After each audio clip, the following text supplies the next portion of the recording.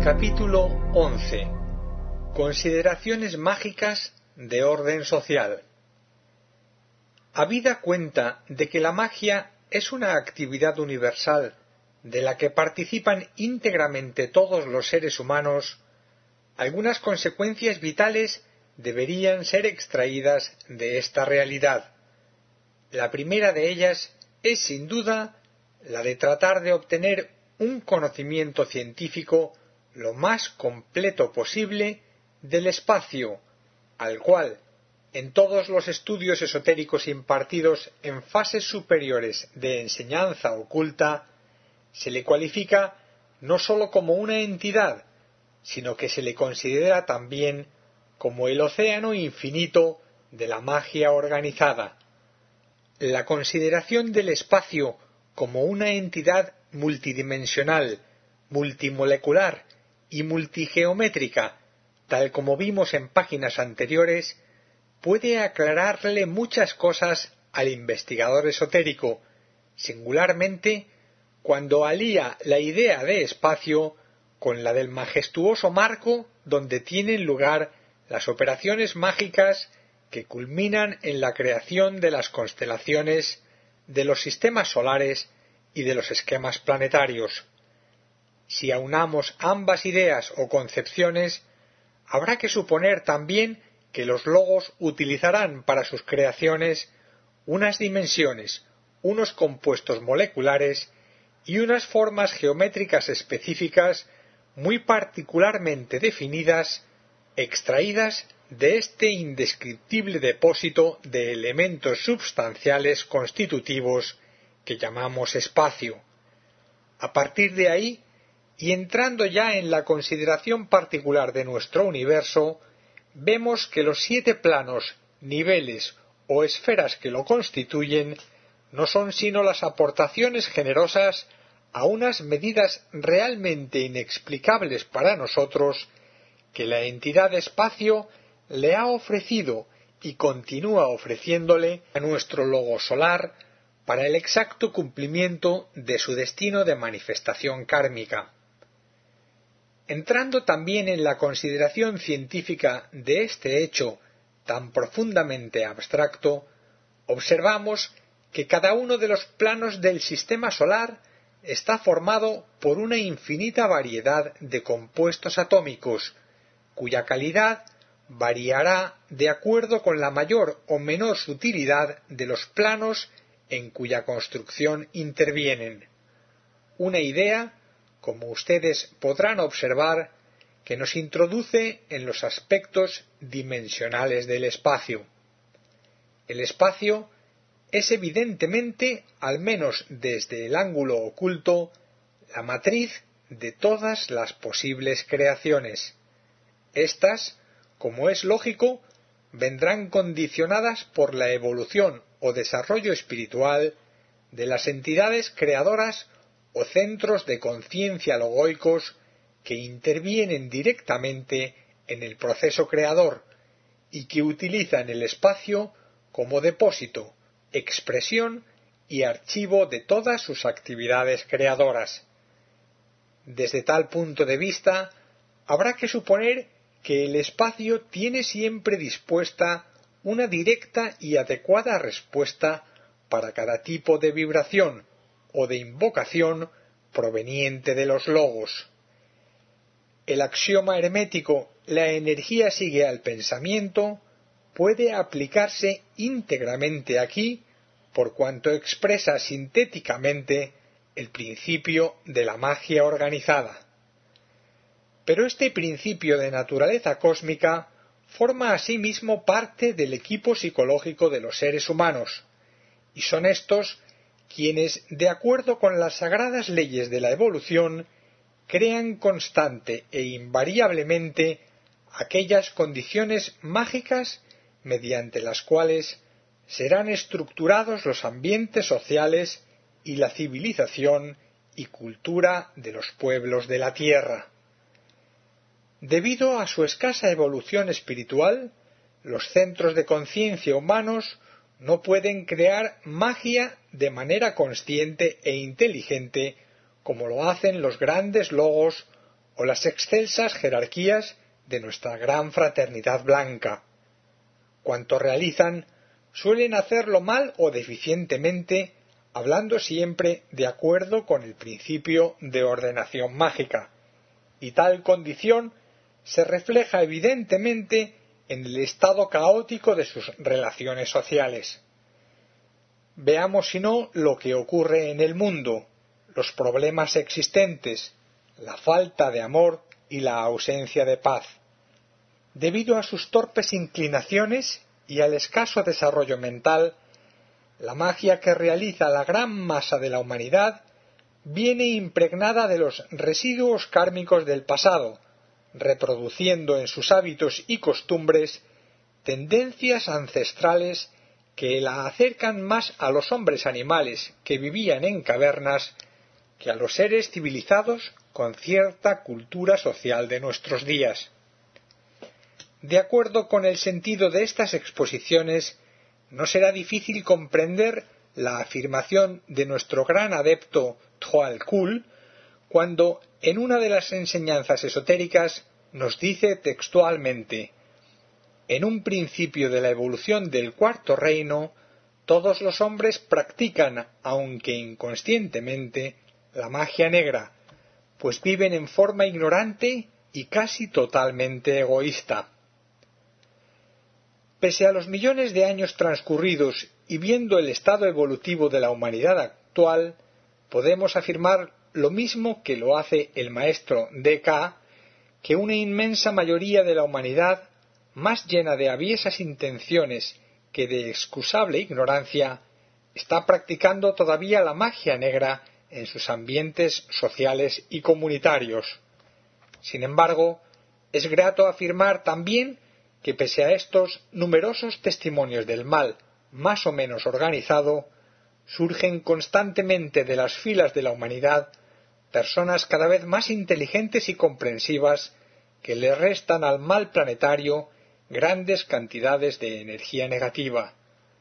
Se hallan en aquella delicada aunque trascendente fase evolutiva en la que el amor espiritual en sus corazones es algo más que una ingeniosa teoría religiosa.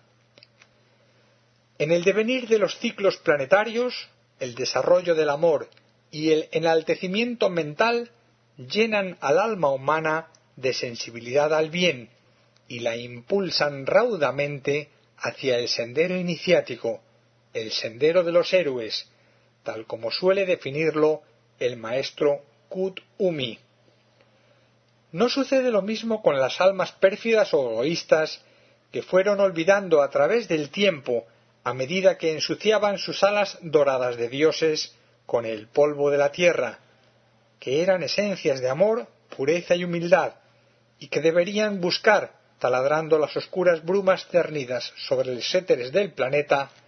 la promesa infinita de sus vidas espirituales. Por haber perdido de vista esta inefable realidad,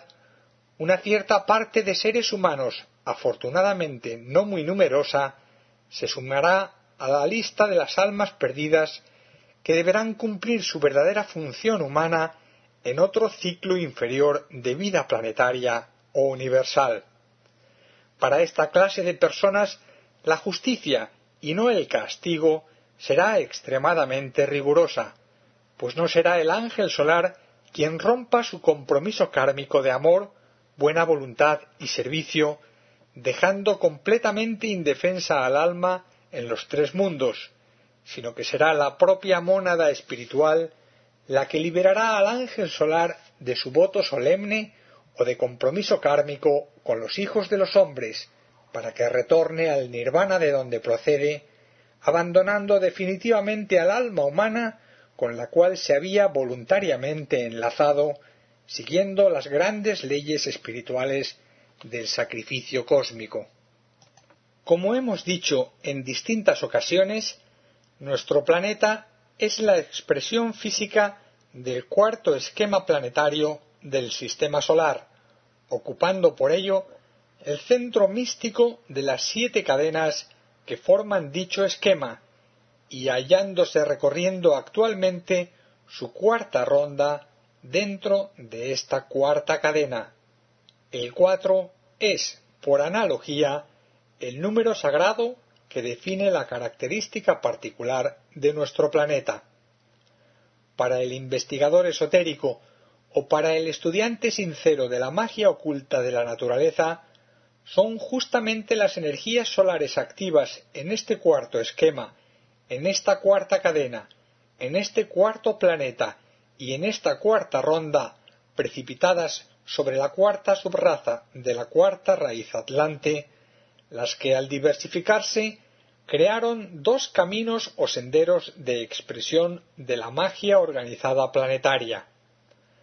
2/3 partes de la raza decidieron seguir el sendero de luz y utilizando el conocimiento adquirido en pasados ciclos, decidieron seguir el camino del bien y practicar la magia blanca. Una 1/3 parte, ocultamente descrita como la estirpe de los hombres caídos, decidió por el contrario seguir el camino involutivo que conducía a las sombras de la materia, y utilizando los frutos del conocimiento mágico se convirtieron en magos negros, en fervientes opositores del plan evolutivo planetario. Sin embargo, sólo en las primeras subrazas de la quinta raza raíz, la aria, pudieron observarse los efectos benéficos de la magia blanca que surgían como fúlgidas promesas de paz individual y social de entre los espesos nubarrones creados por los despojos etéricos de los cadáveres psíquicos o camalóquicos y por los espantables egregores flotantes en el aura vital planetaria, creados y mantenidos por los magos negros procedentes de la Atlántida, antes de que este gran continente fuese absorbido por las aguas del océano. Siguiendo con el hilo de la tradición mística, podríamos afirmar que en el período atlante tuvieron lugar los grandes acontecimientos que marcaron el destino de la humanidad para muchos milenios. Tales acontecimientos estaban relacionados con las causas productoras de la tremenda escisión producida entre los hijos de los hombres durante el período atlante, una escisión que según el sabio criterio de los responsables augustos del plan de evolución planetaria se hacía necesaria, ya que afirmaba la actividad del principio de polaridad que rige todas las fases de manifestación planetaria y humana. Veamos al respecto algunos de los principales acontecimientos que marcaron el destino de la humanidad a partir del período atlante. A. Se produjo una tremenda división entre los hijos de los hombres. Fue creada la polaridad Dios-Satán, que desde aquel momento dividiría a los seres humanos en grupos, en castas y en jerarquías, pero que al propio tiempo daría lugar a la magia organizada planetaria tal como la conocemos actualmente en el seno de la humanidad. Los hombres buenos y sabios crearon la magia teúrgica o magia blanca. Los hombres malos, ignorantes o perversos crearon la magia goética o magia negra. B. Se cerró la puerta de la individualización por donde penetraban en el reino humano las mónadas espirituales de las especies animales superiormente organizadas y evolucionadas. C. Como un aspecto mágico compensador de las energías de Shambhala, se abrió la puerta de la iniciación a través de la cual los seres humanos debidamente capacitados deberían obtener el derecho de llamarse hijos de Dios, alcanzar la inmortalidad y pasar a formar parte del quinto reino de la naturaleza, el reino espiritual. D. Se originaron aquellas condiciones especiales que podríamos denominar ocultamente de polaridad psicológica, y surgieron entonces las 7 virtudes cardinales que deberían contrarrestar en el transcurso de las edades la nefasta actividad de los 7 vicios o pecados capitales desarrolladas en lejanas etapas precedentes. Surgieron así, a la percepción de los videntes espirituales procedentes de la tercera cadena, nuestros adeptos actuales, 2 poderosos egregores o entidades psíquicas a los que en nuestros estudios esotéricos denominamos el guardián del umbral o diablo tentador y el ángel de la presencia, el guardián espiritual celeste de toda la humanidad. Estas ideas pueden aparecer como muy sutilmente rebuscadas. Bastaría, sin embargo, hojear cualquier libro sagrado de no importa qué gran religión mundial para que se observasen los puntos de coincidencia en torno a estas afirmaciones sobre el conflicto dual en que se debate la personalidad humana. El principio de analogía, utilizado inteligentemente, podría aclarar por sí solo la causa inmanente en los grandes acontecimientos que tuvieron lugar en aquellas alejadas épocas planetarias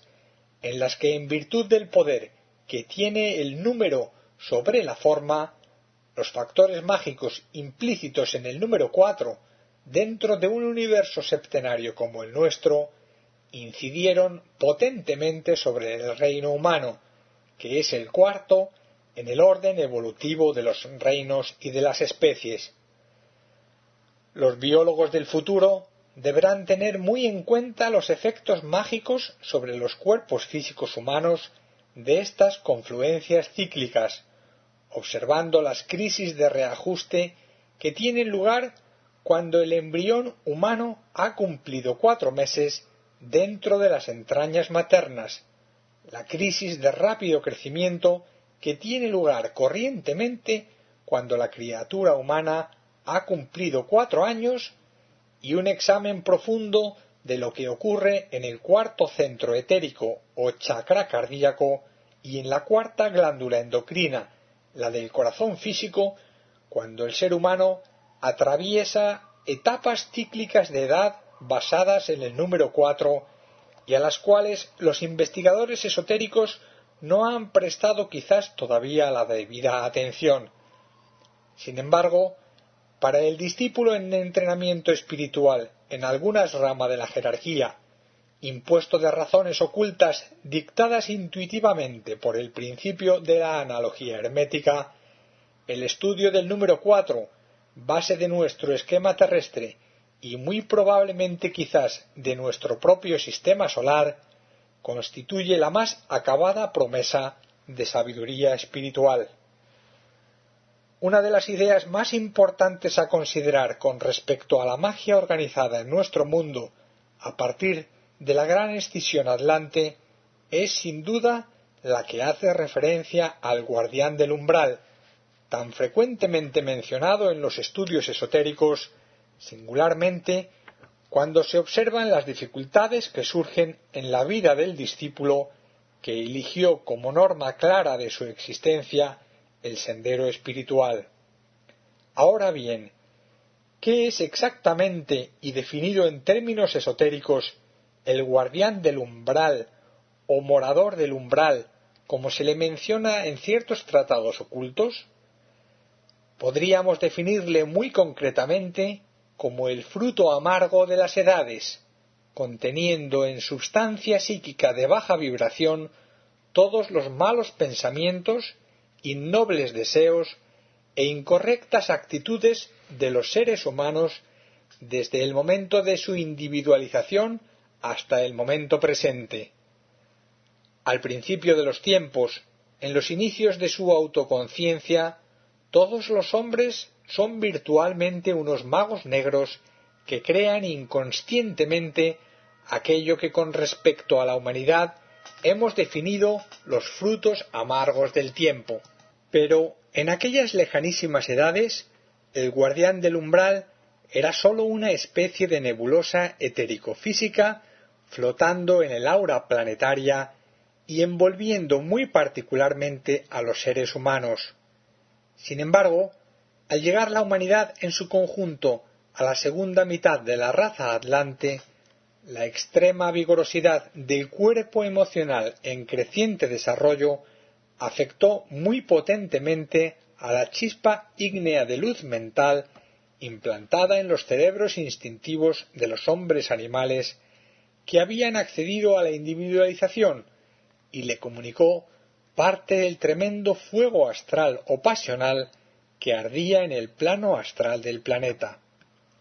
Como efecto del tremendo impacto psíquico se creó aquella íntima vinculación entre el deseo pasional y la mente incipiente, que persiste todavía hoy en grandes sectores humanos y que ocultamente describimos bajo el nombre de Kama Manas. En virtud de esta potente y estrecha vinculación, nuevas invasiones de energía psicofísica penetraron en el interior de la nebulosa etérica creada en los primeros albores de la humanidad, adoptando entonces el guardián del umbral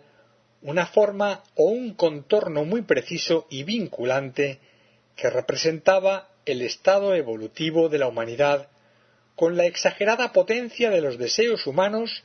y el escaso control de la mente en proceso de desenvolvimiento sobre la naturaleza psíquica. La forma etérico-psíquica así creada fue tomando en ciertas definidas etapas atlantes tal extensión y tal potencia que los augustos responsables del plan de la evolución planetaria la consideraron un peligro para el desarrollo espiritual del conjunto de la raza, y en un memorable concilio celebrado en Shambhala, en las postrimerías de la sexta subraza atlante, decidieron atajar el peligro de invasión total del planeta por la fuerza opresiva del guardián del umbral mediante la destrucción de los lugares magnéticos creados por las perversas entidades atlantes y que no eran sino los feudos a través de los cuales ejercía su poder condicionante el guardián del umbral. Es así, siguiendo las correctas líneas de la evolución espiritual de la raza, que se produjo aquel hecho planetario sin precedentes que ocultamente conocemos como destrucción de la Atlántida. Unos poemas orientales provenientes de la más lejana antigüedad se refieren seguramente a este gran acontecimiento planetario cuando expresan: el trueno de la resolución retumbó en los infinitos espacios y las excelsas entidades que vivían más allá de los tiempos y de los elementos decidieron castigar la maldad de los hombres y enviaron contra ellos a los señores de las aguas. Nada quedó de ellos, fueron sumergidas en las aguas sus casas, sus familias y todas sus pertenencias, y la grave ofensa contraída contra las sagradas potestades del amor y la justicia quedó lavada para siempre por las aguas de los mares. Allí, en las más profundas y oscuras soledades marinas, quedó sepultado el secreto del mal que deberían evitar los hombres del futuro. La lectura de este poema, que concuerda con toda exactitud con cuanto hemos venido estudiando en los libros esotéricos, nos habla evidentemente de un poder planetario central que no permite que la iniquidad ni la soberbia se adueñen totalmente del mundo, y que sólo permite que se manifieste en cierta manera y hasta cierto punto de acuerdo con las propias leyes de la polaridad que presiden el fenómeno de manifestación de la vida. De ahí que pese a la destrucción de la Atlántida y de haber desaparecido con ella una considerable parte de la forma psíquica del guardián del umbral, puede apreciarse todavía en el aura del mundo y en muchos niveles sociales definidos su espantable forma psíquica, pues los hijos de los hombres, que no son todavía los hijos de Dios, continúan enriqueciendo aún con sus creaciones astrales y mentales el nefasto poder psíquico del guardián del umbral. De ahí que en una avanzada fase de entrenamiento espiritual y mágico Se les enseña a los discípulos en los asramas de la jerarquía el arte creativo de la destrucción mística, aunque potentemente dinámica, de aquel espantable egregor. Mediante este peculiar entrenamiento, que incluye ciertos poderosos mantras a utilizar por los discípulos, se desarrolla la suprema técnica de destrucción del mal y se revelan aquellas semillas ocultas en el corazón que los grandes maestros de la gran fraternidad definen como glorias del amor revelado. Frente al hecho mágico e incuestionable de la parte que toma la humanidad en la creación de los hechos, circunstancias y ambientes planetarios, los aspirantes espirituales del mundo, para quienes fue especialmente escrito este libro, deberían adoptar una actitud mucho más seria y reflexiva y no esperar, como frecuentemente lo hacen, que la solución de los grandes problemas sociales del mundo venga propiciada siempre por las actividades fraternales y generosas que surgen del centro mágico de la gran logia blanca, sino que han de esforzarse constantemente en colaborar con ella, practicando el bien y adquiriendo correctas actitudes físicas, psíquicas y mentales. Es cuanto se espera de ellos durante esta difícil era de transición que estamos viviendo. Más que simples espectadores del drama psíquico del mundo, ahitos a veces de conocimientos esotéricos, se les aconseja prudencia y se les asigna la tarea mágica de destruir dentro de sí mismos la forma psíquica del guardián del umbral planetario, contribuyendo así al enaltecimiento de la conciencia de la raza y preparando la venida del instructor espiritual del mundo. Se trata de una obra de considerable envergadura en la que participan activamente los miembros conscientes de la gran fraternidad, discípulos e iniciados, y se espera ahora, debido a las presiones siderales y a las limitaciones del tiempo, que todos los aspirantes espirituales, hombres y mujeres inteligentes y de buena voluntad del mundo, secunden esta formidable tarea mágica y desde sus respectivos grupos y centros de actividades presten su decidido esfuerzo y colaboración al centro místico de la gran fraternidad, preparándose en virtud de ello para convertirse en discípulos juramentados de la buena ley que rige el orden mágico y universal de la creación. Examinemos ahora lo más concreta y científicamente que nos sea posible cómo se va construyendo la forma psíquica del guardián del umbral. Una comprensión correcta del proceso de construcción podrá ayudarnos sin duda en la tarea de restarle fuerza psíquica y proyección etérica a su manifestación en los niveles etérico-físicos del mundo. Veamos primero cómo se gesta la forma psíquica del guardián del umbral. A. En los subplanos inferiores o más concretos del plano mental, por los incorrectos modos de pensar de los seres humanos. B. En los niveles inferiores del plano astral, por sus densos e innobles deseos. C. En los estratos más densos de los niveles etéricos, por la atracción instintiva hacia la materia física. Hay que advertir, sin embargo, que el guardián del umbral, por ser una creación humana, posee, al igual que los seres humanos, una conciencia que rige todas sus expresiones en los niveles inferiores de los planos mental, astral y físico, constituyendo tres entidades específicas centralizadas en este tipo de conciencia o de identidad que le han conferido los hijos de los hombres, quienes siendo hechos a imagen y semejanza de su Creador, tal como aseguran los textos esotéricos y místicos, están plenamente capacitados para crear mágicamente. De ahí se infiere que siendo el ser humano potencialmente un creador o un hacedor de magia, todas sus obras son creaciones, buenas o malas, y que por lo tanto el guardián del umbral no podía quedar excluido de sus actividades mágicas. La espantable idea del demonio no tiene consistencia alguna aparte de la concepción del hombre como un creador de mal utilizando incorrectamente los poderes mágicos que Dios le ha conferido. El demonio, examinado con la lógica y sentido común del hombre civilizado, ha sido confinado siempre en virtud de la santa ignorancia de los pueblos a las regiones sombrías de la superstición y al amparo de las mismas y en el miedo instintivo e irreflexivo a la muerte han nacido y proliferado muchas de las grandes religiones, las cuales, explotando este miedo irracional,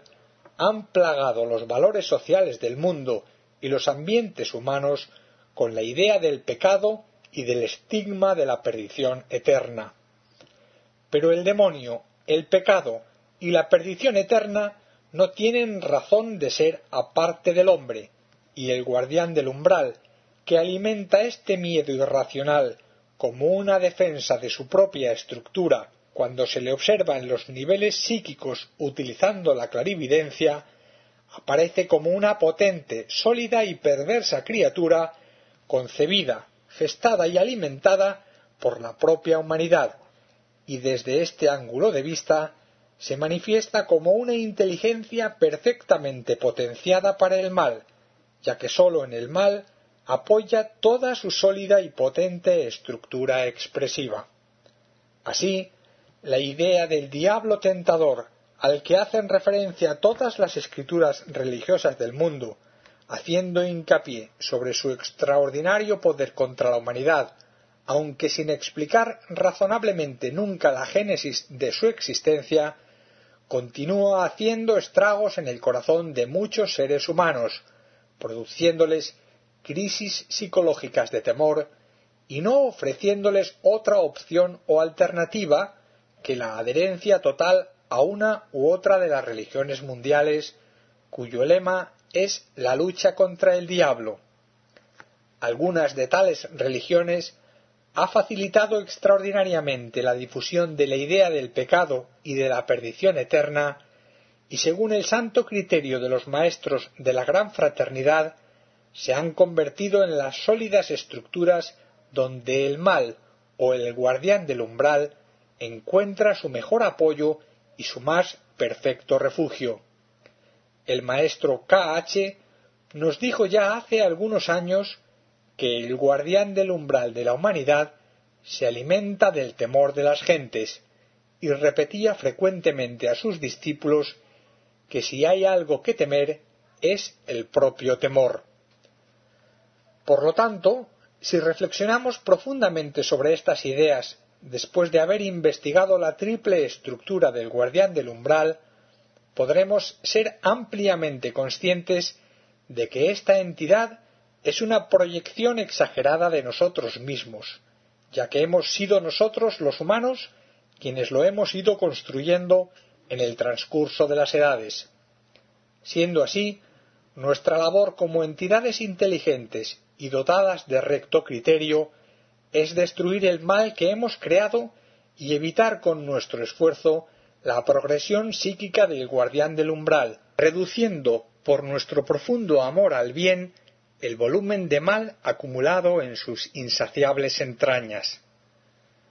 Vamos llegando de esta manera a la conclusión de que cada uno de los seres humanos está atado al guardián umbral por un cordón etérico-psíquico mediante el cual lo alimenta y a través del cual él le está tentando constantemente para que secunde todas sus pérfidas inclinaciones.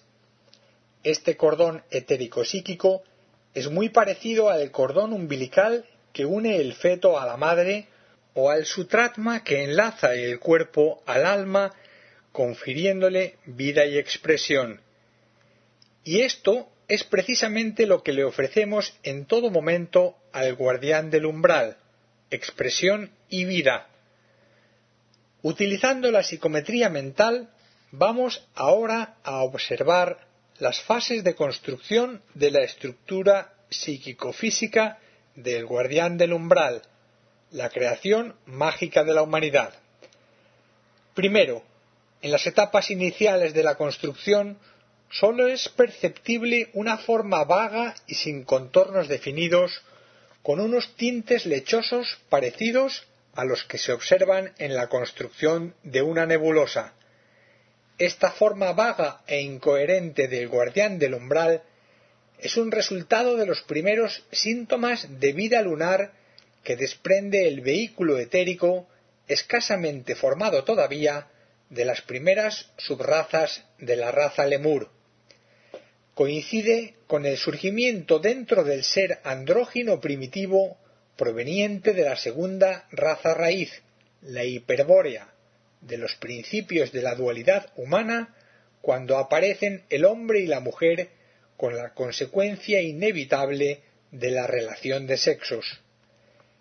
De los abusos cometidos a través de la misma, sea por la ignorancia o por el excesivo apego al placer de los sentidos, surge aquello que mística y muy erróneamente se ha dado en llamar el pecado original.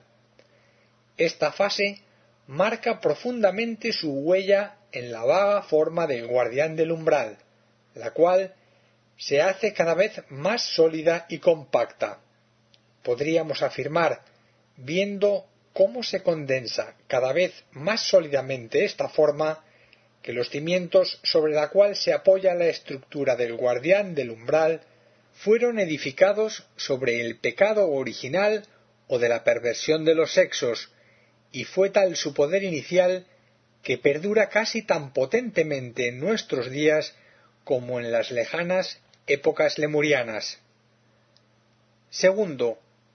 al llegar la humanidad a la quinta subraza lemuriana, se produce aquel hecho planetario descrito esotéricamente como de individualización del hombre animal, mediante el cual se inició en el ser humano de aquellas alejadas eras planetarias el proceso psicológico de autoconciencia o de autorreconocimiento, un proceso lleno todavía de formas vagas y nebulosas que pasan a engrosar la estructura del guardián del umbral. El hombre animal avanza a tientas y entra en la segunda fase de su proceso evolutivo, situado entre una concepción netamente física de la vida y una tendencia profunda y desbordante hacia la sensibilidad astral. Tercero, la sensibilidad astral marca la nueva fase del proceso de construcción del guardián del umbral, pero no se produce muy significativamente sino hasta que la humanidad llega a las primeras subrazas de la raza atlante. Los seres humanos de aquel período entran en el estado de lucha psíquica que precede al desarrollo de la conciencia de sensibilidad, y debido a las desbordantes pasiones que van naciendo dentro de sí por efecto del choque o fricción de las energías etéricas y las energías astrales que van afluyendo, se crea una nueva etapa en la estructuración del guardián del umbral, en virtud de la acumulación de elementos etérico-psíquicos que se desprenden del aura magnética de los seres humanos. En esta fase definida, una cierta cantidad de egos pertenecientes a la oleada de vida que vino a la Tierra procedente de la tercera cadena lunar, donde se individualizaron, empiezan a ser conscientes del mal, pero no son todavía lo suficientemente responsables de sus actos como para poder luchar inteligentemente contra el mismo, pero empiezan a afirmar, aunque muy débilmente, el principio del bien espiritual que como una cálida promesa de vida empieza a agitarse en su interior. Cuarto, viene ahora aquella fase dentro de la evolución humana definida ocultamente como kamamanásika, la del impulso astral operando sobre la mente de los seres humanos. La mente reconoce el mal y tiene una vaga idea del bien. Esta fase se caracteriza por el apego emocional a las cosas, pero inducido a veces por las propias impresiones mentales. Podemos afirmar, Vistas las condiciones reinantes gravitando sobre los ambientes sociales de la humanidad de aquella época camamánásica, que el guardián del umbral empieza a tomar una forma muy definida y coherente. Se trata ahora de la forma psíquica de la pasión humana, reflejada en los éteres planetarios e influyendo poderosamente a las mentes y a los vehículos astrales y etéricos de los seres humanos. Esta pasión astral, que constituye una de las principales características del guardián del umbral, opera muy potentemente todavía sobre el ambiente social de nuestros días, creando zonas muy conflictivas en las mentes y corazones de los seres humanos. Sin embargo, esta fase se caracteriza asimismo por el reconocimiento del bien y por una tendencia, a veces completamente irreflexiva, contra el mal, y la humanidad empieza a enfrentar, tal como se aprecia claramente en nuestros días, la tremenda lucha del sentimiento de bien contra la férrea estructura del mal. Aquí termina, o al menos decrece, el trabajo inconsciente de construcción del guardián del umbral, y se establece una nueva dualidad entre los hijos de los hombres. El bien y el mal están en permanente conflicto en las áreas sociales del mundo. Esta dualidad es el resultado de la afirmación de la autoconciencia sobre la conciencia meramente instintiva que gobierna todavía los impulsos emocionales. Esto tiene lugar en las primeras subrazas de la raza aria, y los responsables del plan de redención planetaria asisten serenamente expectantes al crecimiento en las áreas de la manifestación humana, de las dos amplias y caudalosas corrientes de energía creadas en los días atlantes que desde el ángulo de vista de la magia organizada que estamos considerando definimos bajo los nombres de teurgia o magia blanca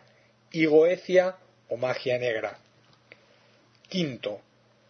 del seno profundo de esta tremenda división surge la gloria de la raza aria.